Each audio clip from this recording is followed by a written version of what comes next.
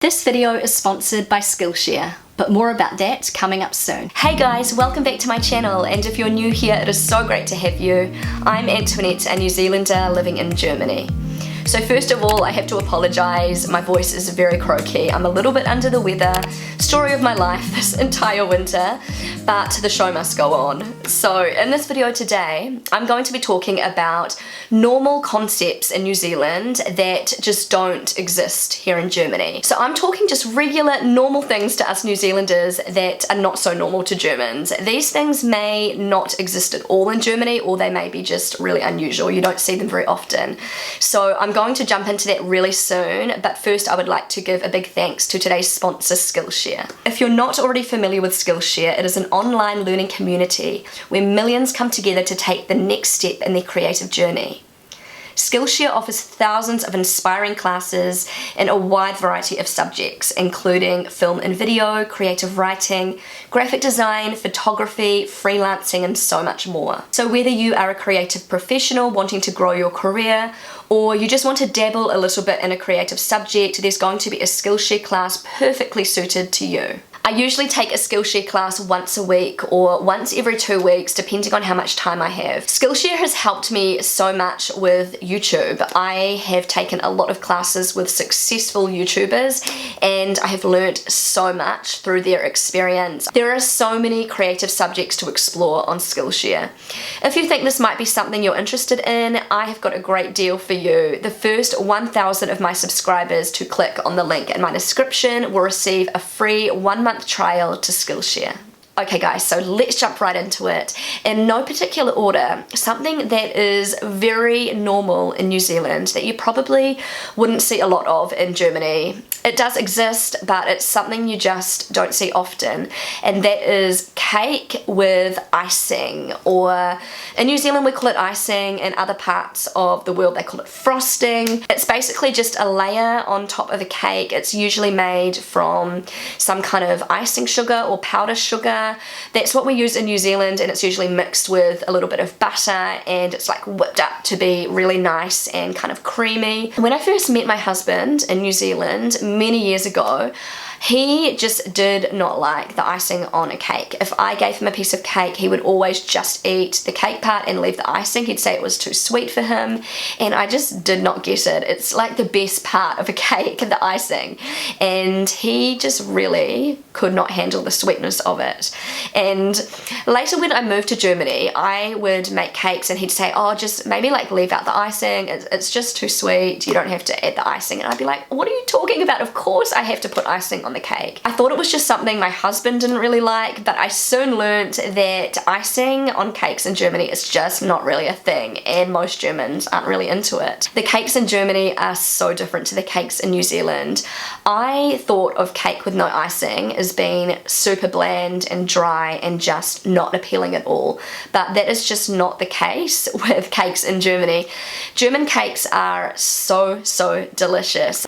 They will be topped with fruit or cream or maybe a gelatine, or if they do have a frosting, it'll be sort of like a glazing, which is just very thin, a very thin layer, not the thick icing that we have on our cakes in New Zealand. I can totally understand why Germans are not into icing on their cakes. The cakes in Germany are so delicious on their own. They do not need the icing. The icing is just too much, and I agree, it is too sweet. Okay guys, so moving on. This New Zealand concept really does not exist in Germany, and I think a lot of Germans would find this quite annoying and a little bit puzzling as to why New Zealanders do this. If you are looking for real estate online in New Zealand, there will most likely not be a price at all. So you will be looking through all of these homes on a real estate website in New Zealand, and there will be no price. So you're looking at photos of homes and you see this beautiful home that you are potentially interested in buying, but there's no price on it. You have no idea if this home is in your price range. So basically, to find out how much this home is going to be, you need to contact the real estate agent, and even then it's still a little bit like it takes a while to actually get to the point and find out how much will I have to pay for this home. And I think this can be quite frustrating. In Germany, if you're looking at real estate, there will more than likely be a price. This house is going to cost 500,000 euros, and you will know straight away whether that is in your price range or that isn't in your price range. This price may be negotiable, but you kind of have a basic idea of how much you potentially will be paying for this house.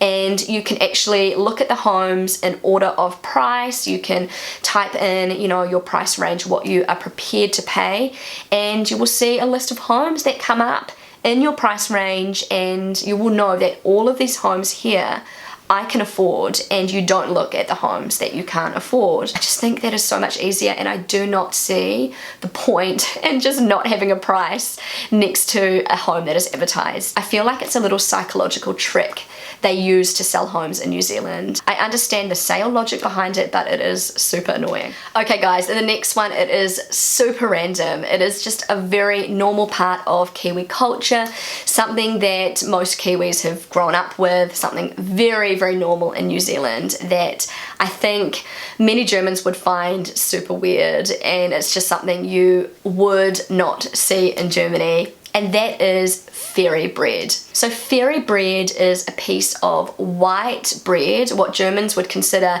toast bread or American style toast bread. It has butter spread on top and what we would call in New Zealand hundreds and thousands sprinkled all over it. We will have this at birthday parties in New Zealand. It's just like a little treat that New Zealand kids enjoy, and it's just something so normal in New Zealand. What made me think about this is I actually went to a party here in Germany a couple of months ago, and I think I've mentioned that I have a friend from New Zealand who lives here in Germany, not far from where I live. She's also married to a German. It was his 30th birthday, and there was a huge, beautiful spread of finger food, and there was a little table at the side with kids' food, like kids' finger food, and my friend had actually made fairy bread for the kids, which I thought was so cute. I was like, oh my goodness, fairy bread, I haven't seen that in so long, and it just brought back so many beautiful childhood memories. I remember my friend's husband's German auntie was looking at this fairy bread so confused, and she was like, ooh, what's this? And my friend was explaining, oh, this is just fairy bread. It's something kids love in New Zealand. It's just butter with hundreds of thousands on the top.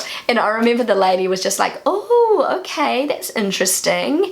And she was just kind of confused. She just was thinking like, really? New Zealand kids like to eat that?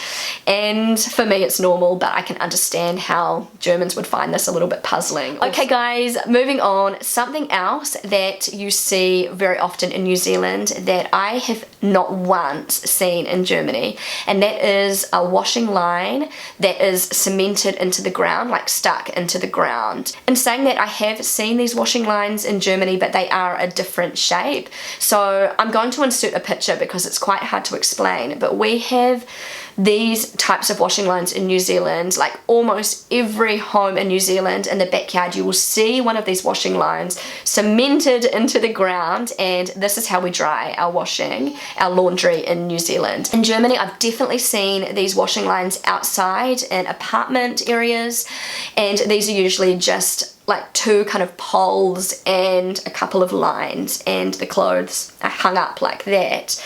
But I haven't seen the style of washing line that we have in New Zealand here in Germany. Maybe they do exist here in Germany, I just haven't seen them, and I definitely don't think they are very popular.